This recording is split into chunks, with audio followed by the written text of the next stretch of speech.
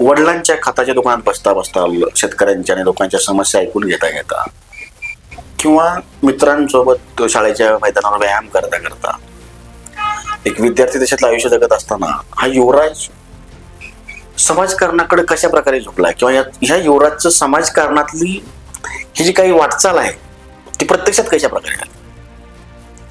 एक किस्सा सांगतो तुम्हाला की मी 10वीला शाळेमध्ये होतो आणि आमच्या गावातलं एक पेशंट होतं की त्यावेळी काही आता जसे सुसज्ज हॉस्पिटल या ठिकाणी झालेले आहेत, जसे विश्वनाथ हॉस्पिटल असेल किंवा नोबेल हॉस्पिटल असेल, हे त्या मला वाटतं साधारणतः 2005 नंतर ह्यांची सगळ्यांची उभारणी केली गेली.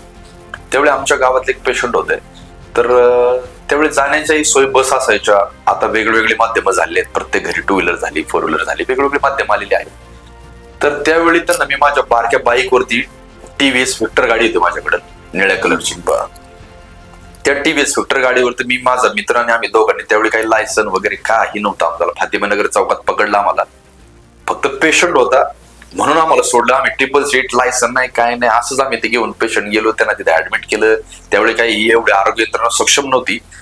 म्हणजे त्यावेळीपासून हे कुठंतरी वाटायचं की बाबा हे तळागाळामध्ये जे काही सर्वसामान्य गोरगरीब जनता आहे, गोरगरीब लोक आहेत, तर ह्याचं काहीतरी आपण देणं लागतो. आणि ते आपण देणं, परमेश्वर सगळ्याच गोष्टी सगळ्या लोकांना देत नाहीत, तर ती गोष्ट आपल्याला देणगी आहे, दैवी देणगी आहे. म्हणून आपण त्या आरोग्य क्षेत्रामध्ये, मला वाटतं 10वीचा हा किस्सा सांगितला तुम्हाला, की त्यावेळीपासून थोडं वाटायचं की आपण काहीतरी देणं लागतो समाजासाठी, आपण काहीतरी केलं पाहिजे. आणि लोकही अपेक्षेनं थोडीशी नंतर दरम्यानच्या काळामध्ये जसं आमचा कामांचा फ्लो वाढला गेला तशी वाढली गेली. परंतु 10वीतल्या विद्यार्थी एक ससून हॉस्पिटलमध्ये बेड मिळून देतो, म्हणजे ही मला वाटतं 15 वर्ष, 10वीतल्या की ज्याला व्यवस्थित गाडीवर त्याचे पायी पोचत असतील की नाही माहिती नाही, किंवा त्याच्याकडे लायसनही नाही साधं, पण कुणाला तरी माझी गरज आहे.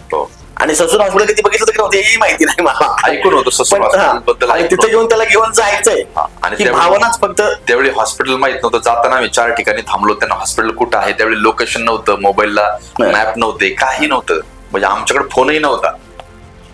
फक्त प्रखर भावना होती, एक संवेदनशीलता होती, किंवा एक खास दोस्त होता बस गाडीवर बसणार. काय नाव आहे त्या दोस्ताचं? त्याचं नाव सचिन होतं.